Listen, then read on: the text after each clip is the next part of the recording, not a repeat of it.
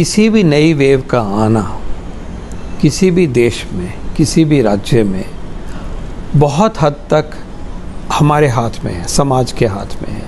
क्योंकि अगर हम टीके लगाएंगे, अगर हम मास्क पहनेंगे, भीड़ नहीं करेंगे, सोशल डिस्टेंसिंग रखेंगे, डिसिप्लिन रखेंगे, बाज़ारों में तरह तरह की भीड़ हो, एक दूसरे के पार्टियां होनी शुरू हो जाएं, अगर ये सब कुछ नहीं होगा तो आउटब्रेक किसी भी देश में, किसी भी राज्य में, किसी भी शहर में, किसी गांव में नहीं होगी। हमें ये याद रखना चाहिए।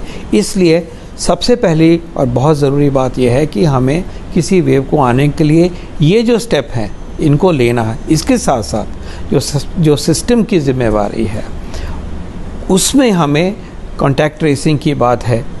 जो पॉजिटिव केस के कॉन्टैक्ट होते हैं उनको घर में रहना है। कहीं पे ज़्यादा केस हो गए हैं तो उस एरिया को कंटेनमेंट जोन बनाना है। ये काम भी ज़रूरी है। अगर हम तंत्र का काम और व्यक्ति का काम, समाज का काम इकट्ठे होकर करेंगे तो थर्ड वेव या कोई भी अगली वेव जो है वो ज़रूरी नहीं है कि आए। और उसमें क्या होता है कि बच्चों को ज़्यादा होता है, ये कोई सिद्ध नहीं हुआ है।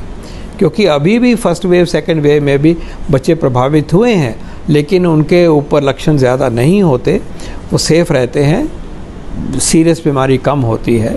तो ये कहना कि वो बिल्कुल बड़े ज़ोरों से बच्चों में आएगी, ये कह नहीं सकते, ये साइंस की बात है। लेकिन हमारी तैयारी होनी चाहिए, तैयारी में कोई कमी नहीं होगी। लेकिन हमारा जो निश्चय है वो ये होना चाहिए कि हम अपने देश में, अपने राज्य में, अपने ज़िले में थर्ड वेव को नहीं आने देंगे।